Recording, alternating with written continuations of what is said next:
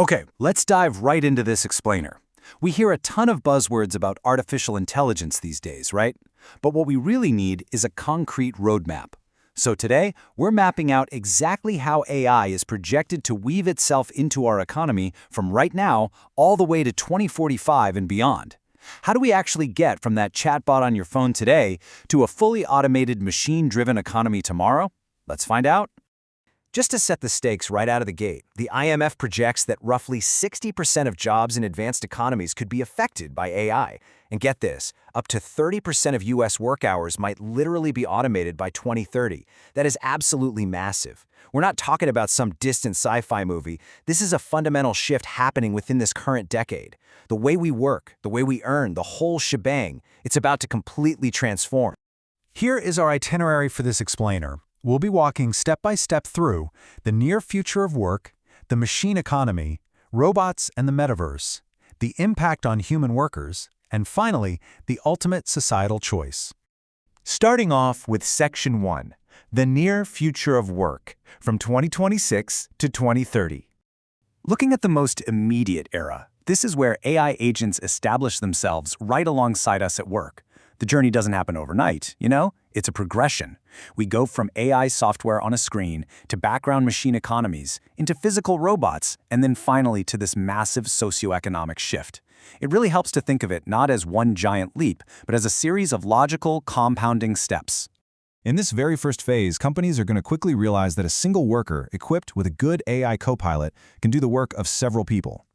The domino effect here is huge. It hits administrative and entry-level jobs first. Tasks like billing, scheduling, and customer service just get automated away. So those traditional entry-level jobs that junior workers really rely on to get their foot in the door, they start shrinking pretty fast. At the exact same time, we're seeing a rapid expansion of digital IDs and programmable payments, setting the stage for a much more tracked, automated digital economy. And that creates a pretty stark contrast. You've got Wall Street absolutely loving the highly profitable lean AI corporation, while working class and middle class wages face some serious pressure. The source points out an astonishing divergence here. Corporations get incredibly lean, heavily software-driven, and see profit margins go through the roof. But for the everyday worker, it translates to fewer career paths, stagnant wages, and a big spike in AI-driven workplace surveillance to track productivity. Moving on to Section 2, the machine economy, spanning 2030 to 2035. Now think about this. What happens when a machine needs to buy electricity from another machine? Well, by 2030, we enter the machine-to-machine economy. It's a totally fascinating shift where humans stop doing the underlying tasks and start just supervising the systems instead. Imagine this hidden, invisible layer right beneath our economy. An AI doesn't need a human to approve an invoice. It autonomously negotiates with another AI, transfers programmable money, and executes the contract, all totally in the background. To give you a real-world idea of how tangible this is, imagine an autonomous delivery van rolling up to a charging station. Those two machines will negotiate the price of electricity, make the payment, and even book a maintenance check. Absolutely zero humans involved. AI agents will automatically handle your insurance. Cars will pay their own tolls, and smart cities will optimize utilities and traffic automatically. It's highly likely that governments are going to follow the corporate world's lead here, using AI to dramatically slash administrative costs and streamline public services. The source calls this the lean AI government. Politically speaking, it's a super easy sell. Why pay thousands of bureaucrats to process permits or audit taxes when an AI can do it instantly? From fraud detection to handing out benefits, it's all automated, which fundamentally changes how we interact with the state. Which brings us to Section 3, Robots and the Metaverse, from 2035 to 2045. Jumping ahead to 2035, AI literally steps out of our screens and into the physical world. Specialized humanoid robots and coordinated AI swarms start taking over physical jobs in warehouses, retail, and even hospitals. Transportation networks become fully automated. But here's the wild part. As the physical world gets automated, human work heavily shifts into the digital world, the metaverse. We're talking people earning money by training AI, moderating digital spaces, or doing gig tasks. And because of that shift, crime also moves.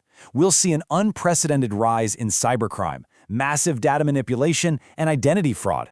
The day-to-day impact of this is just wild to think about. A lot of physical jobs literally become robot supervision jobs. Imagine someone who used to drive a forklift for a living.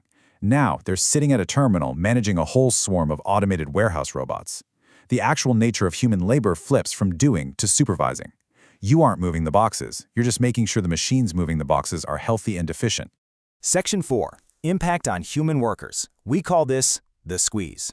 So how does all this tech actually impact everyday careers? Well, the biggest risk the source highlights isn't that everyone just gets fired overnight. It's more of a gradual, compounding squeeze on the working class. Step 1 is underemployment. You might have a job, but maybe its fewer hours are way below your skill level. That leads directly to Step 2, wage pressure, because suddenly there's a huge surplus of available human labor. That causes a total loss of bargaining power, and ultimately, workers become entirely dependent on these massive software platforms just to get microtasks and gig work. And this is why this matters directly to us. We're looking at an economy where stable, long-term jobs are replaced by precarious gig work, completely dictated by algorithmic hiring and digital IDs. Think about it. You aren't interviewing with an HR manager anymore. An algorithm runs your data, assigns you a risk score, hires you, tracks literally every keystroke, and fires you if your productivity drops a fraction of a percent. As that stability disappears, a huge chunk of the population will have to rely on government support just to survive. Which takes us to our final section, Section 5, the ultimate societal choice, 2045 and beyond. We finally hit that 2045-plus era, where society has to fundamentally adapt to a mostly automated world. Here's the paradigm shift. Once routine labor is automated, survival depends entirely on owning assets, not selling your labor. For all of human history, if you had absolutely nothing, you could at least sell your physical or mental energy to make a living, right? Well, post-2045, the value of routine human labor drops close to zero. The real economic power radically shifts to the people who own the underlying assets, the data centers, the energy grids, the silicon chips, and the AI platforms themselves. Because our bargaining power weakens so drastically, things that used to sound totally fringe, like universal basic income or UBI, become massive, incredibly serious political debates. We're talking universal basic services, where housing and healthcare might just be guaranteed. We could even see literal robot taxes. Imagine an automated robot paying income tax to fund human housing. Society is going to have to step in with new universal capital ownership models when traditional work just doesn't pay the bills anymore. And as digital ID becomes the gateway to everything, the source points out it's very plausible we'll see indirect, soft social credit systems popping up. Now, it probably won't be some officially branded government program in Western countries. Instead, it emerges quietly. Your ability to get a loan, land a platform gig, or rent an apartment might be automatically decided by an invisible web of risk scores, workplace ratings, and compliance checks attached to your digital ID. Score poorly on the algorithm, and you could be locked right out of the economic loop. That leaves us with one final, absolutely profound question.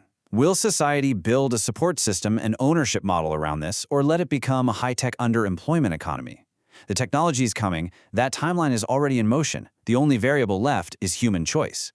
Are we going to redesign our economic ownership models to create an era of unprecedented human thriving, or do we just stumble into a high-tech dystopia where a tiny fraction owns the machines and everyone else fights for the scraps? It is arguably the most important question of our generation. And understanding this timeline, well, that's step 1 in deciding our answer.